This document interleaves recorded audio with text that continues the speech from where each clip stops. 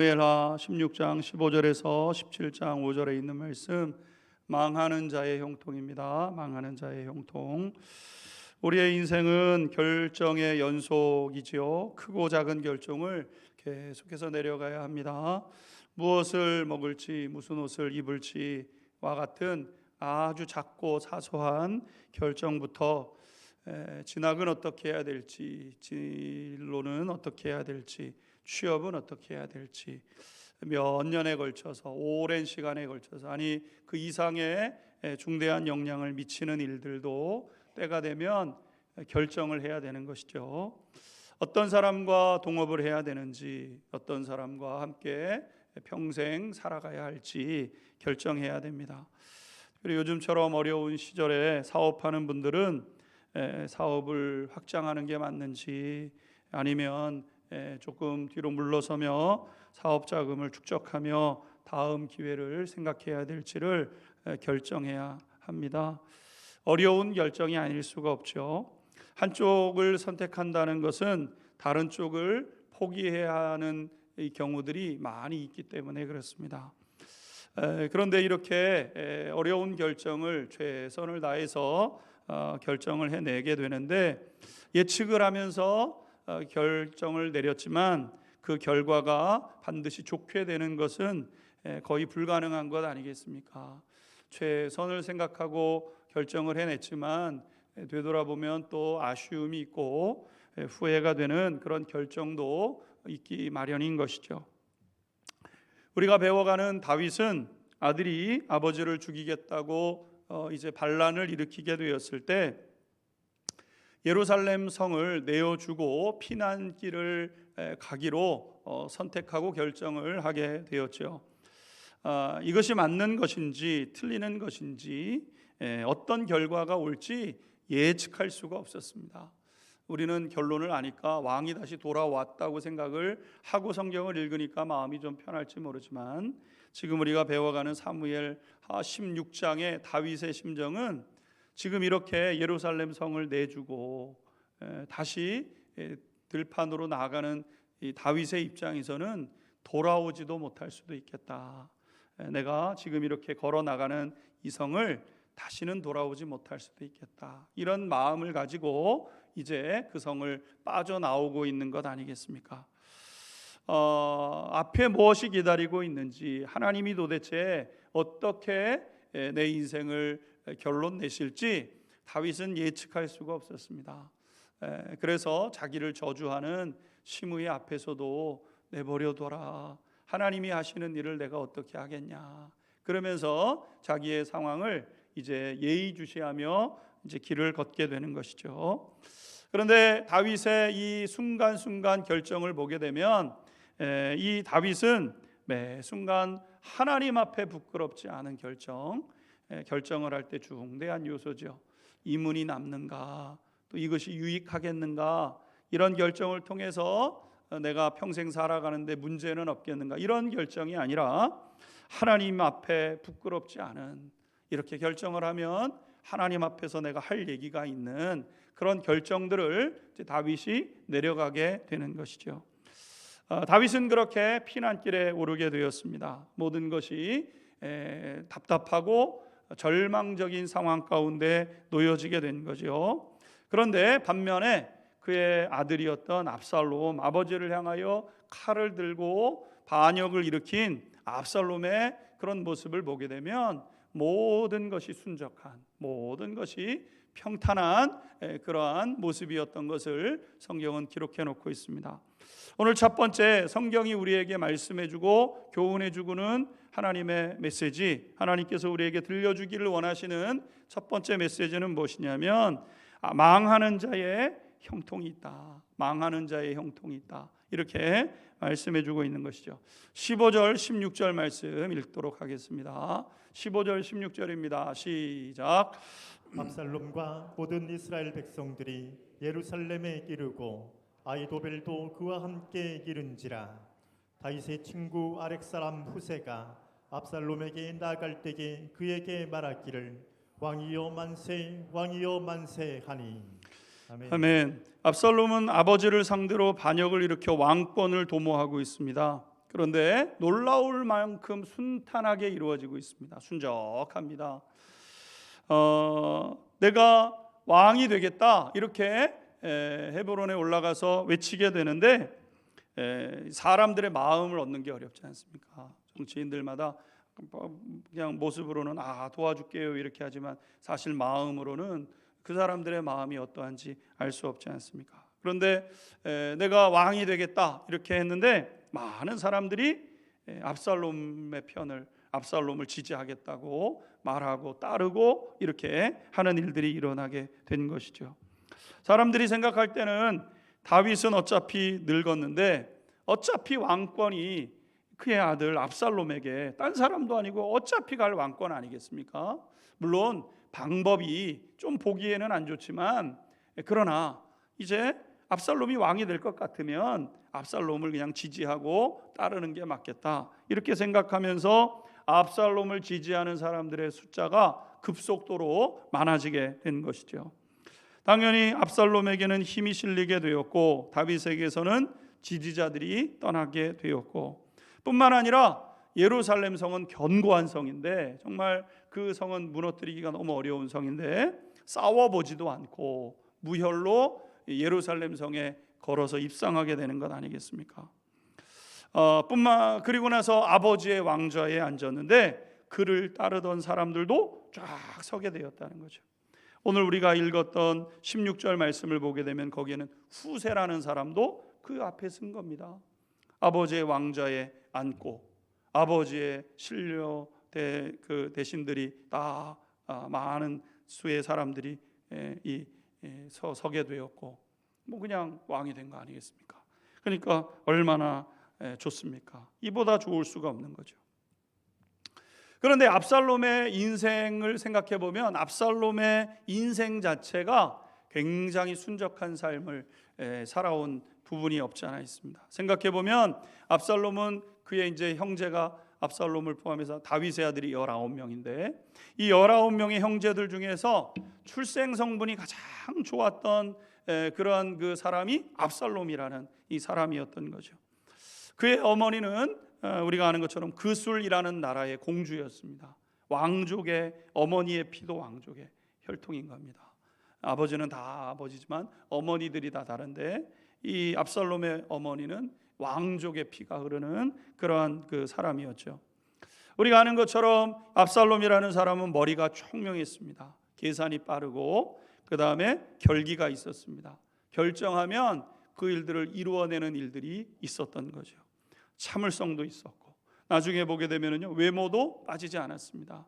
머리숱이 얼마나 많고 아주 멋있는 새카만 숱을 가지고 있고 이런 이제 외적인 모습들도 가지고 있었던 사람이 이 압살롬이라는 사람이죠. 남들이 볼 때는 부족한 것이 없었습니다.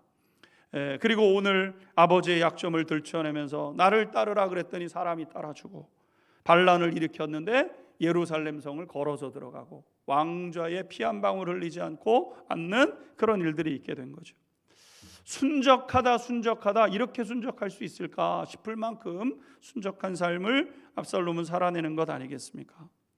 그런데 여러분, 우리가 혼동하거나 그리스도인들이 이 부분에 있어서 이제 분명히 가치관을 정립하고 보는 눈을 날카롭게 해야 하는데, 사실 이것은 전혀 부러워할 게 아니었습니다. 사람들이 볼 때는 어떻게 저렇게 평탄할까, 저렇게 순적할까, 어떻게 저 사람 하는 일마다 저렇게 평안하게 잘 되지? 이렇게 생각할지 모르지만 여러분, 그거 부러워할 것 하나도 없다는 겁니다. 모든 것이 순적하다고 해서 진짜 복이 아닌 거예요. 진짜 복. 이것이 오늘 성경이 우리에게 말씀하고자 하는, 하나님이 우리의 귀에 들려주시기를 원하시는 것. 너 옆에 모든 것이 순적하다고 하는 사람들 보이니? 그 진짜 복 아니다. 이렇게 하나님 말씀하시는 거예요. 여러분, 우리 주변을 보게 되면 정말 평안한 삶을 살아내는 이들이 있죠. 좋은 집안에서 태어나고 좋은 교육을 받고 직장도 어렵지 않게 들어가서 연봉도 적지 않게 받는 사람들이 있어요. 우리가 생각할 때는 사회적으로 인정받고 많은 사람들이 부러워할 만한 참 저 사람은 좋겠네, 어떻게 저 사람 저렇게 평안하고 평탄할까? 그런 마음이 들 수 있죠. 저 사람 좋은 부모 밑에서 사랑받고 좋은 환경에서 자라고 뭐 문제 하나 찾아보면 자녀가 속썩이는 것도 아닌 것 같고 부부 사이에 문제가 있는 것 같지도 않고, 야, 저 사람은 뭔데 저렇게 평안하고 저렇게 좋은 삶을 살아가는가? 빠지는 거 하나도 없네. 근데 나는 뭔가 예수 믿는다고 하는데 다 소용없는 것 같네. 여러분, 우리가 생각할 때가 있는 거예요. 그래서 그것을 이제 부러워할 때가 있는 거죠. 근데 그럴 필요 없다는 거예요. 성경은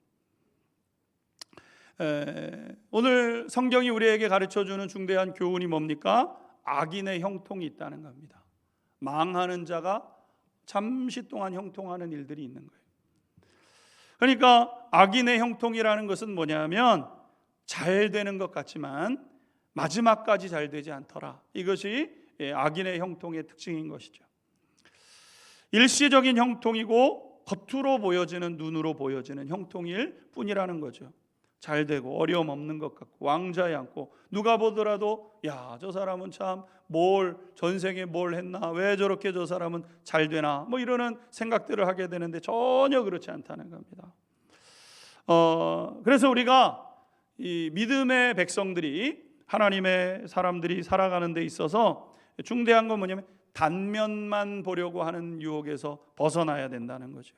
단면만 보려고 하는 것. 그러니까 많은 그리스도인들의 걸려 넘어지는 부분이 뭐냐면요, 보여지는 것을 가지고 그것을 복이라고 생각하는 데 있는 겁니다.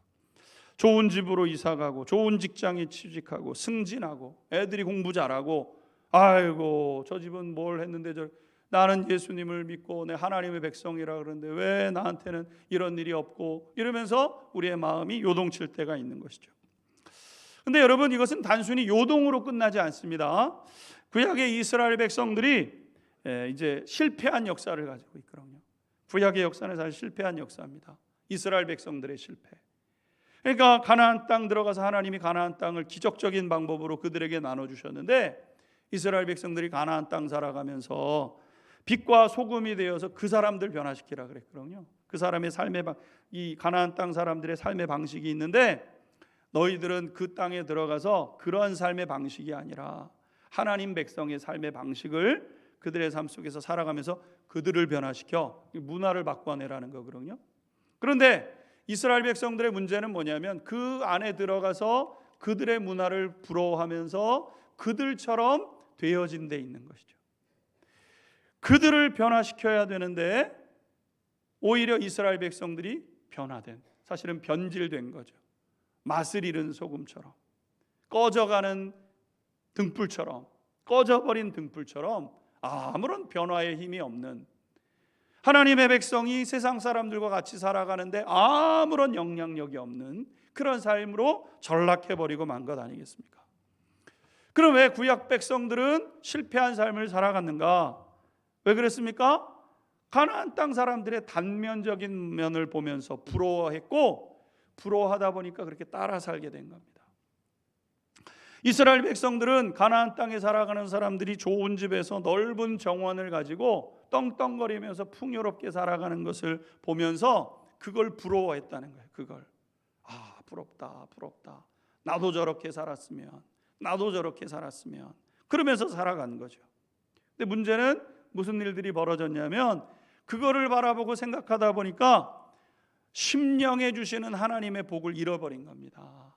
심령에 주시는 하나님의 복, 마음에 주시는, 우리로 하여금 우리의 마음이 복되어지고 우리의 마음이 단단해지고 거기에서부터 흘러나와서 다른 풍요로움과 물질의 복이 찾아와야 되는데, 그것 쫓아다니느라고 마음은 피폐해져 가고 망가져 가고 심령이 병들어 가는데 그것은 신경 쓰지 못했다는 거예요.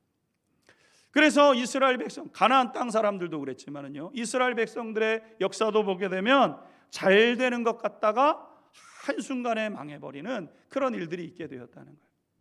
북이스라엘이 멸망을 당할 때, 이 북이스라엘이 멸망을 당할 때 여로보암이 있었대요. 잘 살았습니다. 엄청 경제적으로 보게 되면 잘 사는 것 같았어요. 근데 한순간에 사라져버리는 상황이 되게 된 거죠. 유다 백성들도 말년에 보게 되면 잘 사는 것 같았습니다. 세상 사람들 따라하고 마음의 심령의 복이 사라지고 바깥으로 보여지는 것을 따라가는 그 사이에 어느 순간에 보니까 나라를 잃어버리잖아요. 왕을 빼앗기고 나라를 잃어버리게 되고 그 다음에 끌려가서 포로 생활을 하게 되고 한순간에 망해버리는 이런 일들이 일어나게 된 거죠. 이게 뭡니까? 이게 망하는 자의 형통이라는 거예요. 망하는 사람은요 한순간에 헛된 인생으로 전락된 거예요. 악인의 결론이 무엇인가? 성경이 분명하게 말씀하는 것은 무엇이냐면 바람에 날아다니는 겨와 같은 인생이 악인의 모습이라 그랬어요. 풍성해 보이고 뭔가 있는 것처럼 보이고 그러고 있었지만은요 다 바람이 한번 그건 바람 불기 전입니다. 바람 불고 나면은 어디로 사라졌는지도 모르는 다 흩어지고 버려지는 인생, 지저분한 인생. 가만히 살펴보면 지저분한 인생으로 끝나는 거예요. 헛된 인생으로 전락해 버리는 것이죠. 그러므로 여러분 우리가 사람 부러워하면 안 됩니다. 사람 어떤 누구 그 사람은 뭘 해서 여러분 전혀 부러워할 이유가 없는 거예요. 옆집에 누구 옆집은 그렇게 살던데 옆집 부러워할 거 하나도 없습니다. 끝을 봐야 되는 끝을. 친구 부러워합니다. 그 친구는 뭘 해서 저렇게 친구 부러워할 거 하나도 없습니다. 여러분 사람 부러워하다 보면은요 판단력이 흐려집니다. 판단력. 시기 질투의 종으로 살아가면서 인격이 배려지는 거예요. 인격. 옆집 자꾸 비교하고 쟤는 나보다 못했던 애인데 자꾸 비교하고 인격이 망가진 거예요. 인격이. 우리의 삶의 고귀하고 아름다운 우리의 삶의 이 모습이 망가져가기 시작하는 거죠. 영혼은 피폐해져 가게 되고 창조주 하나님의 뜻을 찾아가면서 버릴 거 버리고 채울 거 채워가면서 하나님의 뜻대로 하나님의 형상대로 창조의 원형으로 빚어져 가야 되는데 그런 것을 누리지 못하게 되는 거죠. 바깥에 있는 것들 때문에. 사울 왕의 삶이 그와 같았고 여러분 엉뚱한 것 다윗이 잘 된다고 시기 질투하다가 자기 인생 망하는 거 아니겠습니까? 그러니까 다른 사람 다윗은 사울은 천천히요 다윗은 만만이라 이 말 한마디에 사울의 인생은 완전히 땅 밑으로 떨어지는 낭떠러지로 떨어지는 인생으로 전락하게 돼요. 그러니까 다른 사람 볼 필요 없었던 거예요. 사랑하는 성도 여러분, 다른 사람의 잘 되는 것 그것에 마음을 빼앗기지 않게 되기를 주님의 이름으로 축원합니다. 악인의 형통을 부러워할 필요가 없어요. 망하는 자의 형통도 있습니다. 의인의 고난도 있지만 망하는 자의 형통도 있어요. 끝까지 보고 마지막에 어떻게 되는지를 보아야 되는 것이죠. 그때까지는 결정을 내릴 필요가 없어요. 그런가 보다 하고 우리에게 주어진 삶의 여정을 걷다 보면 하나님이 우리의 심령에서부터 흘러넘치는 복을 주시는데 바라기는 우리 예배하는 우리 안양중학교의 모든 성도님들이 진짜 하나님이 주시는 참된 복을 누려갈 수 있게 되기를 주님의 이름으로 축원합니다. 두 번째, 오늘 성경이 우리에게 말씀하는 것은 뭐냐면은 하나님의 말씀이 반드시 이루어지더라는 것입니다. 압살롬이 예루살렘을 차지한 후에 가장 먼저 했던 일을 성경은 기록해 놓고 있죠. 20절에서 22절 읽겠습니다. 20절에서 22절 시작. 압살롬이 아히도벨에게 이르되 너는 어떻게 행할 계략을 우리에게 가르치라 하니 아히도벨이 압살롬에게 이르되 왕의 아버지가 남겨두어 왕궁을 지키게 한 후궁들과 더불어 동침하소서. 그리하면 왕께서 왕의 아버지가 미워하는 바됨을 온 이스라엘이 들으리니 왕과 함께 있는 모든 사람의 힘이 더욱 강하여 지리이다 하니라. 이에 사람들이 압살롬을 위하여 옥상에 장막을 치니 압살롬이 온 이스라엘 무리의 눈앞에서 그 아버지의 후궁들과 더불어 동침하니라. 아멘. 압살롬이 아버지의 왕궁에 들어서면서 자신의 책사였던 아히도벨에게 내가 왕이 되면 가장 먼저 해야 될 게 무엇이냐 이렇게 물었던 거죠. 아히도벨이라는 사람은 얼마나 탁월한 사람인지 성경에 보게 되면 하나님께 물어서 받은 말씀을 가지고 조언하는 사람인 것처럼. 이게 무슨 얘기냐면 그 사람이 얘기를 하면은 그대로 되는 거예요. 야, 어떻게 저렇게까지 맞출 수 있지 싶을 만큼 예측하고 상황을 보는 눈이 정확한 사람이 아히도벨이죠. 그래서 그 압살롬이 왕이 되자마자 아히도벨에게 묻습니다. 내가 왕이 되면 제일 먼저 뭘 해야 되지? 그러니까 뭐라고 대답을 하냐면은 다윗의 왕궁에, 예루살렘 왕궁에 남은 다윗의 후궁들, 그 사람들을 불러가지고 잠자리를 하라고 그렇게 조언을 하게 되었던 겁니다. 사실 이거는 굉장히 추잡스럽고 동물적인 것 같은 그러한 행동이었지만, 이건 사실 과거의 지배자들이 자신의 힘과 권세를 나타내는 상징적인 그런 행동이었던 겁니다. 절대 권력자가 왕인데 왕이 자기의 가장 사랑하는 사람들을 이제 보호하는 것 아니겠어요? 아무도 못 건드리죠. 자기를 자기가 보호하고 자기가 사랑하는 사람들인데, 그런데 그런 사람을 내가 마음대로 할 수 있다, 이것을 다른 사람들 앞에서 나타내는 거예요.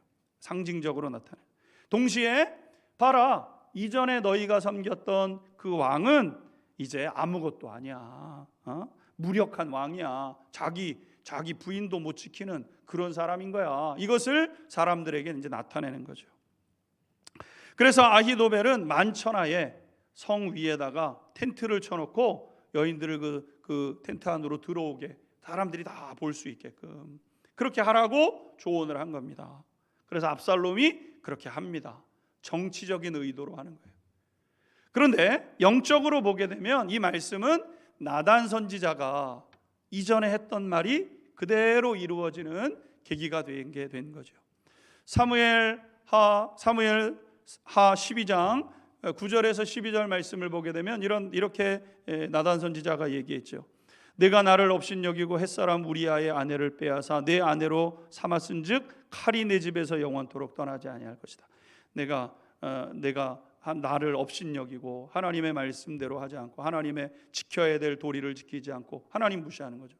말을 무시하는 것은 그 사람의 인격을 무시하는 거니까, 내가 나를 무시해서 내가 우리아의 아내를 빼앗아서 아내로 삼았냐? 칼이 네 집에서 떠나지 아니할 것이다. 하나님이 나단 선지자를 통해서 말씀하셨어요.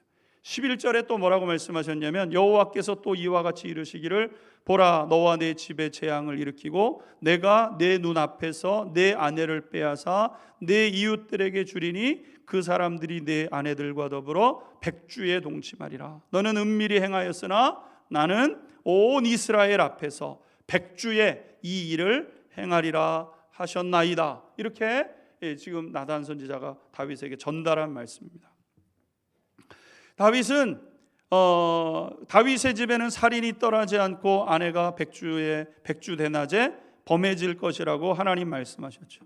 다윗은 은밀하게 했습니다. 아무도 모르게 저 여인이 누군지 알아봐라, 데리고 와라. 그리고 은밀하게 행했지만 하나님 뭐라고 말씀하셨냐면 다 드러냈고 공개적으로 이 일을 하시겠다고 하나님께서 말씀하신 거예요.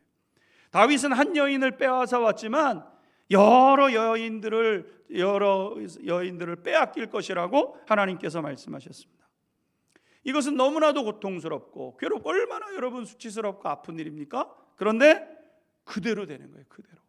그대로. 다윗이 생각할 때는 하나님이 저만큼 화나셨나 보다 이렇게 생각했을 수도 있겠죠. 아닙니다. 하나님 그냥 화나가지고 그냥 해보는 말씀이 아니었다는 거예요. 여러분, 하나님은 우리 눈으로 볼 수 없고 우리 귀로 그분의 음성을 들을 수 없죠. 하지만 선지자를 통해서 하셨던 그 말씀이 토시 하나 틀리지 않고 그대로 이루어져요. 백주대낮에 많은 사람들이 보는 앞에서 여러 후궁들이 이런 수치스러운 수모를 겪는 일들이 그대로 이루어지는 겁니다. 여러분, 하나님의 말씀은요 사람의 말이 아닙니다. 내가 내 귀로 듣지 못하고 내 눈으로 보지 못했는데 아니라니까요. 하나님의 사람을 통해서 하시는 그 말씀을 하나님 이루시는 하나님이시라니까요. 그래서 하나님의 말씀은 1.1획도 변함이 없다 그랬습니다. 우리가 믿음의 여정을 걸어가면서 붙잡아야 될 세 가지 중요한 약속이 있습니다. 첫 번째, 하나님이 우리를 결코 떠나지 않고 버리시지 않겠다고 하시는 약속을 꽉 붙잡으셔야 돼요. 신명기 31장 6절의 말씀 같이 한번 읽겠습니다. 시작. 너희는 강하고 담대하라. 두려워하지 말라. 그들 앞에서 떨지 말라. 이른데 하나님 여호와가 그가 너와 함께 가시며 결코 너를 떠나지 아니하시며 버리지 아니하실 것임이라 하고. 아멘. 신명기에서 하나님께서 약속하신 거면 결코 너를 떠나지 않고 너 버리지 않는다. 하나님 말씀하셨어요. 구약의 약속인가? 아닙니다. 신약 히브리서 13장 5절에 이렇게 말씀합니다. 같이 읽겠습니다. 시작. 돈을 사랑하지 말고 있는 바를 족한 줄로 알라. 그가 친히 말씀하시기를 내가 결코 너희를 버리지 아니하고 너희를 떠나지 아니하리라 하셨느니라. 아멘. 돈 없다고 하나님 나를 버리셨나 보다 그렇게 생각하지 말라는 거예요. 다른 사람들 앞에 무시받는다고 하나님 나 떠나셨는가 그렇게 생각하지 말라는 거예요. 하나님은 결코 너희를 떠나지도 않고 버리지도 않고 나는 너희를 떠나지 않아. 하나님이 약속하신 거예요. 여러분, 분명한 것은 이 사실을 꽉 붙잡고 살아가요. 왜? 하나님의 말씀은 반드시 이루어지는 것이기 때문에. 하나님의 말씀은 반드시 이루어집니다. 두 번째 우리가 기억해야 될 말씀이 있어요. 히브리서 6장 14절에 이렇게 말씀하셨습니다. 히브리서 6장 14절 같이 읽도록 하겠습니다. 시작. 이르시되 내가 반드시 너에게 복주고 복주며 너를 번성하게 하고 번성하게 하리라 하셨더니. 아멘. 하나님의 백성들은 말씀을 꽉 붙잡아야 되는데, 이루어질 말씀을 꽉 붙잡아야 되는데 반드시 잘 되고 반드시 복되게 돼 있다는 사실을 꽉 붙잡으셔야 됩니다. 하나님의 말씀을 믿고 꽉 붙잡고 신뢰하고 참고 하나님이 반드시 복 주신다고 하셨고 반드시 번성하게 하신다고 하셨고, 그래서 하나님이 나에게 기회를 주실 것이고 하나님이 때가 되면 어떤 일들을 이루실 것이고, 이것을 꽉 붙잡고 있어야 돼요. 아무리 어렵고 힘들어도, 아무리 내 눈앞에 낭떠러지가 보인다고 할지라도 이 말씀을 꽉 붙잡고 서 있어야 된다는 겁니다. 마지막으로 세 번째, 주님이 다시 오신다는 말씀을 기억하고 있어야 돼요. 꽉 붙잡고 있어야 됩니다. 성경의 모든 예언과 약속은 다 이루어지고 성취됐죠. 예수님의 십자가 부활 사건이 이루어지고 재림 사건만 이제 남았잖아요. 예수님은 하나님의 말씀대로 이 땅에 오셨고 말씀대로 십자가에 죽으셨고 그리고 부활하셨고 그리고 우리를 구원하시기로 작정하셨기 때문에 이 땅에 다시 오시겠다고 약속하셨어요. 여러분, 주님은 반드시 다시 이 땅에 오십니다. 할렐루야. 2000년 전에 예수님 오셨고 2000년 동안 안 왔으니까 안 오실 수도 있지, 이렇게 믿으시면 안 돼요. 꽉 붙잡으셔야 돼요. 하나님 말씀 반드시 이루어진다. 하나님의 약속은 온전히 이루어진다. 주님 다시 오시죠. 마태복음 24장에 말씀하셨던 여러 가지 사건들이 동시다발적으로 이루어져요. 한 번씩 이루어지는 사건은 역사적으로도 2000년 동안 있었어요. 지진이 있었을 때도 있었고 기근이 있었을 때도 있었고 어떤 시대는 아주 삭막한 시대도 있었고, 근데 여러분, 이 마태복음 24장에 하신 예수님의 말씀이 동시다발적으로 다 같이 이루어질 때, 처처의 기근의 소식이 들리고 난리의 소식이 들리고 거짓 선지자들이 그냥 득세하면서 일어서는 일들이 있고 사회에는 사랑이 식어지고, 여러분은 이런 일들이 동시다발적으로 일어나게 될 때 이게 주님 오실 때가 됐구나를 알아야 된다는 겁니다. 주님이 다시 오시는 거예요. 분명한 사실은 주님의 약속이 반드시 이루어지는 것이기 때문에 이 분명하고도 확실한 진리를 마음속에 간직하시면서 사셔야 된다는 거예요. 그래서 무슨 일이 있으면 내 속에 이 진리가, 하나님의 말씀이 있어야 돼요. 꺼내보셔야 돼요. 주님 다시 오신다 그랬지. 그래, 주님 다시 오신다 그랬지. 그래서 보고 다시 가슴 깊은 곳에 놓고 있다가 또 하나님이 이렇게 어렵지만 반드시 복되게 하신다고 하셨지. 반드시 번성하게 하신다고 하셨지. 그렇지. 또 집어넣고 있다가 여러분, 또 무슨 일이 있으면은 그렇지. 하나님이 결코 떠나지 않으신다 그랬지. 결코 버리지 아니하신다 그랬지. 그리고 가슴속에 넣고 생각날 때마다 꺼내서 음미하고 묵상하고 그걸 누리셔야 되는 거예요. 여러분, 이것이 아무것도 아닌 것 같지만 이 삶이 우리를 승리의 삶으로 인도해 가는 거예요. 풍성한 삶으로 이끌어가는 거예요. 이 믿음이 왜 유혹에 넘어지지 않거든요. 걸려 넘어지지 않습니다. 믿음의 정도를 걸어가면서 마침내 복 주시기로 약속하신 그곳에 이르게 하는 힘, 바로 말씀의 능력이 있는 거예요. 여러분, 하나님의 말씀은요 1.1획도 그냥 하시는 말씀이 아닌 거예요. 하나님이 그냥 기분 나빠가지고 백주내자 대낮에 이런 일이 있을 거다 이렇게 그냥 화풀이 삼아 하신 말씀이 아닌 거예요. 하나님 말씀하시니까 그대로 이루어졌잖아요. 오늘 하나님의 이 약속의 말씀이 반드시 이루어집니다. 신학자들이요, 예수님 오시는 거 거의 동의합니다. 아, 예수님 오실 때가 되는구나. 예수님 오실 때. 예수님 오실 때. 바라기는 우리 안양중학교의 모든 성도님들이 악인의 형통 부러워할 필요 없어요. 그냥 흘려보내는 겁니다. 붙잡고 묵상할 이유가 없어요. 우리가 붙잡고 묵상하고 음미해야 될 말씀, 나를 지켜주실 하나님, 나를 반드시 복되게 하실 하나님, 다시 오실 예수님 꽉 붙잡고 믿음의 여정을 승리하며 걸어내는 우리 성도님들 되시기를 주님의 이름으로 축원합니다. 기도하겠습니다. 이 아침에 하나님이 주시는 말씀